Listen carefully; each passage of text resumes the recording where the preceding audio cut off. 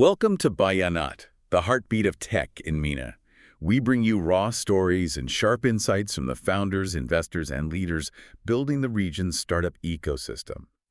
So today, we're looking at a company that's tackling, well, a problem I think a lot of us just take for granted.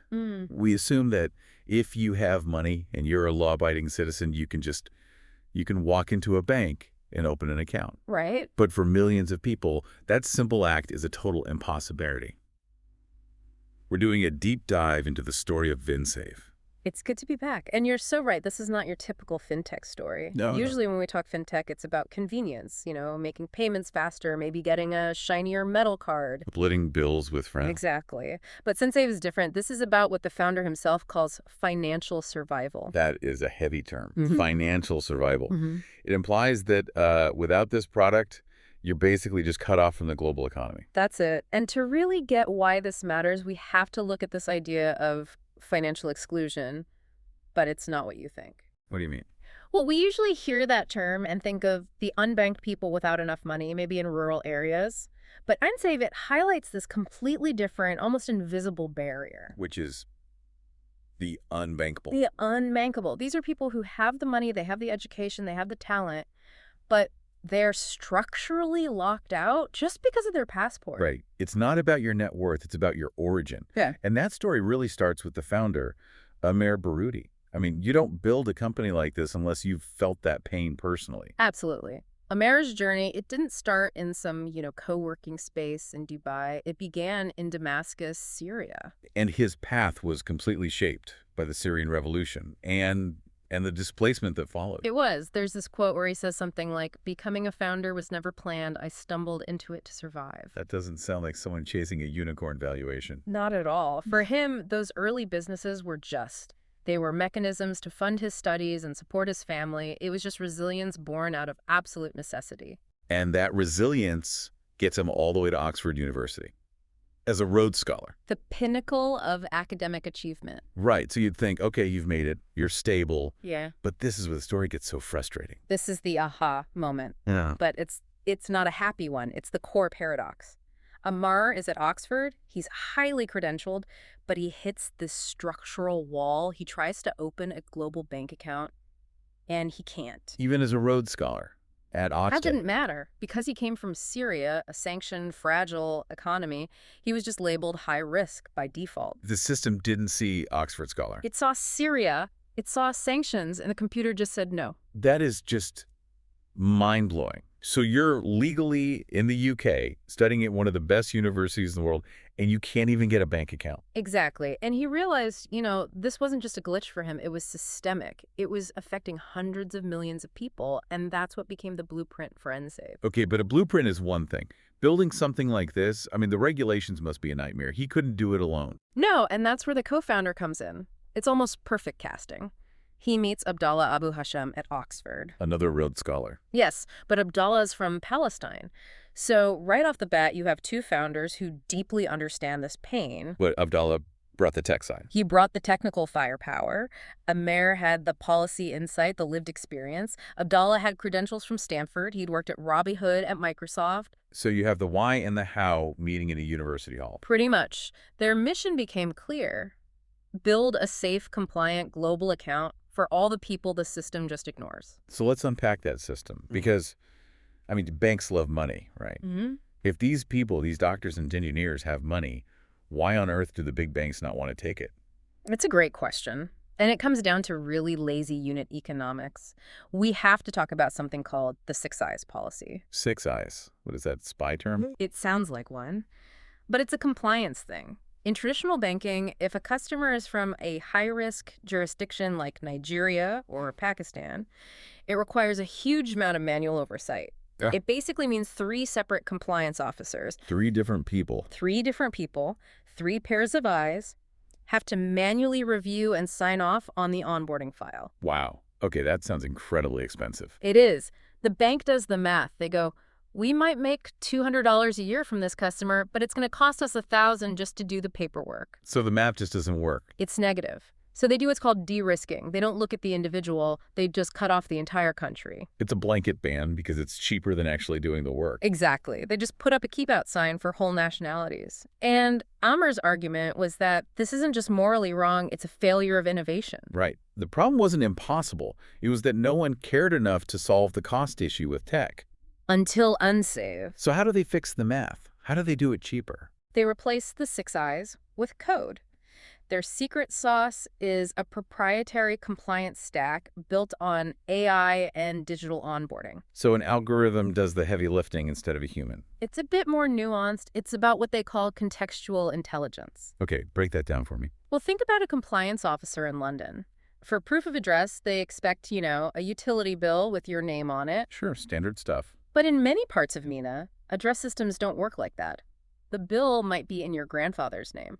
A London banker sees that and immediately flags it as suspicious. They see risk because they don't understand the local culture. Precisely. Yeah. But nsave's system, it understands the context. It knows what documents are actually available in Cairo. It can tell the difference between a cultural norm and a real money laundering risk. So they can say yes safely where everyone else just says no out of ignorance? That's their moat. But you still need banking partners to move the money. That's what I was thinking. Why would a big bank partner with a startup that's bringing them all the high-risk customers they're so afraid of? That was the big hurdle. And their strategy was fascinating. They did the exact opposite of what you'd expect. For instance, Radical transparency. They walked into meetings and said, we're banking these specific demographics. Come and audit exactly how we do it. that is a bold move. Come look under the hood. It's so counterintuitive, but it worked. By inviting scrutiny, they built trust. They showed the big banks that their tech was actually better at spotting bad actors than their old manual processes. And getting into Y Combinator probably didn't hurt their credibility. Oh, that was huge validation. Being in the S22 batch at YC gave them that Silicon Valley stamp of approval. So they have the tech, the partners, the backing. Who's actually using this? The sources point to 2 main groups. First, the diaspora. People living abroad, sending money home. Remittance. Yep. And for them, it solves that generational problem of slow, expensive transfers. nsave gives them the best FX rates, so more money gets to the families who need it. That's a huge market. But there's a second group I find even more interesting. They're remote workers and freelancers. Yes. Think about it. You're a brilliant software engineer in, say, Egypt or Nigeria. You're working for a U.S. tech firm, earning a global salary. But the moment that salary hits your local bank account. Poof. You can lose 30% or more of it instantly. How? Fees, terrible exchange rates, forced conversions, or just local inflation eating away at it. That is so painful. You do the work, but the local financial system just erodes the value. The nsave fix is simple but revolutionary for them. They get paid in hard currency USD, euros, with no receiving fees. So it shields the value of their work from local instability. It's a complete game changer, but this is where the story gets really interesting. The team started noticing this weird behavior in their user data. What were they seeing? They saw users transferring money out of nsave, not to spend it, but sending it to platforms like Interactive Brokers. Wait, so they were using nsave as a bridge to get their money into the stock market. Exactly. And that was the light bulb moment for the founders. Their users didn't just want to save, they wanted to invest. They wanted to grow their wealth. But they couldn't open investment accounts directly because of the same compliance walls. So nsave listened. They expanded into wealth management. They launched in-app investments. Wow. So now a user can buy U.S. stocks, ETFs, gold, right there in the app. They went from being a safe wallet to a wealth builder. It completely democratized access to tools that were always reserved for the rich. And clearly, the big money agrees. I mean, we have to talk about the investors. Sequoia. They met George Robson, a partner at Sequoia, during YC. And he's ex-Revolut, so he knows this space inside and out. He knows how hard this is. Exactly. And he just got it. He said, what you're saying makes perfect sense. This could be huge. Sequoia led the seed round. And then they came back for the Series A. When your lead investor doubles down, that's the ultimate signal. But why? Is this just social impact for them? No, and this is the key insight for any investor listening. This isn't charity. It's a massive market opportunity. It's a massive, commercially viable, untapped market. The unbankable represent billions of dollars in dormant GDP. These are high-quality customers everyone else is ignoring. So nsave has basically zero competition. They're in a blue ocean. They take the customers no one else wants, build the tech to serve them safely, and suddenly they have a monopoly on the emerging middle class of the global south. It's brilliant. And what's the long-term play here? Right now, it's a hybrid model. They partner with banks for reach, but they own the internal compliance tech, the brain. So they use the banks for the plumbing, but keep the secret sauce in-house. Exactly. But the long-term goal is to become a fully licensed, tech-driven bank themselves, to own the entire stack. That's incredibly ambitious. But looking at Amer's journey, ambition seems to be his default setting. It does, but I love that he stays so grounded. He has this piece of advice for founders: don't romanticize the startup life. Yeah, he's very clear. It's tough, especially if you come from a difficult background. His whole point is about conviction.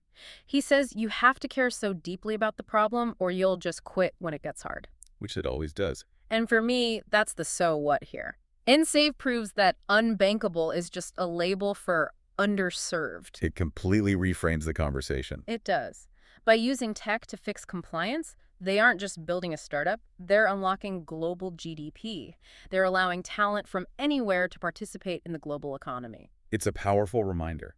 Sometimes the biggest opportunities are hiding behind the barriers everyone else is too afraid to touch. Absolutely. It just forces you to ask, what other impossible markets are just waiting for the right compliance stack?